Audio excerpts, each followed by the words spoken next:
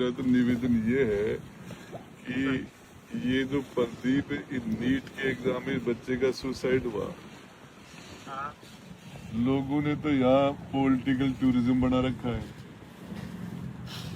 और आप जिला कलेक्टर हो यार, अभी तक आप यहाँ आना, इनसे संपर्क करना कि इस परिवार से की कोई जिस पूरे नेशनल लेवल पर सीकर हमारा बदनाम हुआ है पूरे देश में, और इसमें आप ने कोई संपर्क ही नहीं किया इस परिवार को सांत्वना देना के ये करना क्या है? नहीं सर, ऐसा नहीं है, मेरे ऑफिसर संपर्क में थे बिल्कुल। कौन अधिकारी थे यार आप? मुझे कलेक्टर साहब आप एक बात बना, अंग्रेज अफसर भी आपसे ठीक थे क्या है? आपने इतनी संवेदना भी नहीं है आप लोगों के अंदर की आज इस परिवार को आके पूरे देश के अंदर लोगों ने क्यों सरकार के इस्तेमाल करने में लगे हुए आप लोग? आपको नहीं संभालना चाहिए था, नहीं आना चाहिए था यहाँ। सर ऐसा है सर, मेरे ऑफिसर लगे हुए थे। ऑफिसर क्या के यार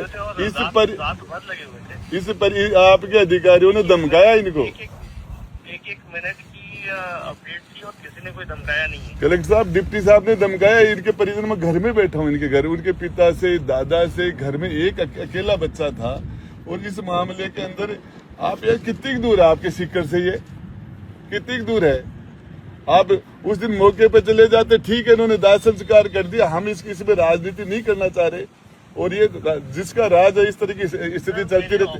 लगातार इस संपर्क में थे मेरे, मैं आपको बताऊं, उस लड़के उस बच्चे के दादा मेरे पास बैठे हैं, उसके पिता बैठे हैं। यहाँ एक भी आपका पटवारी नहीं है। आप ऑफिसर की बात कर रहे हो, गजेटेड की, नॉन गजेटेड। आप उसके पिताजी से बात करो, किस लेवल पर मामला चल रहा है। आप जब यहाँ पर वो हॉस्पिटल में थे तो आप पता कीजिए कि मेरे एसडीएम साहब की बात। हाँ बोल तू। सर वो आप क्या बोल रहे हो? कलेक्टर साहब बोल रहे हैं। हेलो, आप बोल रहे हो कि हमारे अधिकारी ने किसी को ये धमकाया नहीं है? उस मेरे पास सुनील जांगिड़ और राजेश बुडानिया ने हत्या प्रताड़ित किया है हमें, जिसकी हद नहीं। घर से जांच स्टार्ट कर देंगे। और उसने ये भी बोला कि मैं तेरी जांच घर से चालू करवा देता हूँ।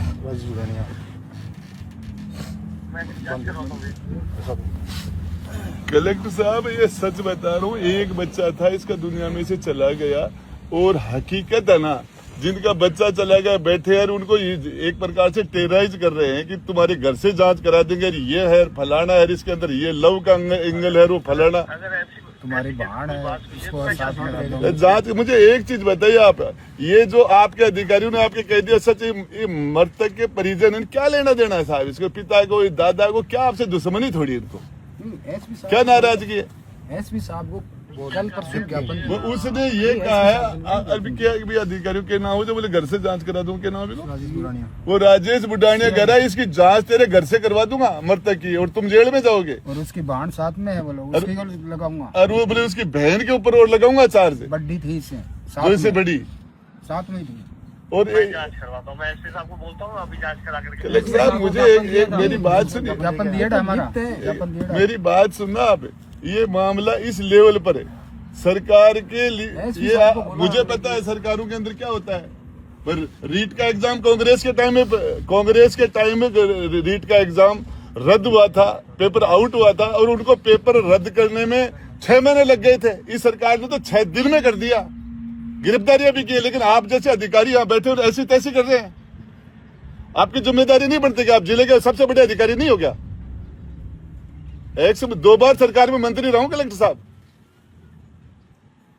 किस तरीके से गरीबों को आप उनके खिलाफ कार्रवाई कीजिए। मैं जांच करवाता हूँ, बिल्कुल। आपने जो 2 नाम बताए हैं, जांच भी कराइए, और आप संवेदनाओं के लिए आखिर कोई परिवार के आंसू पूछ के जाइए।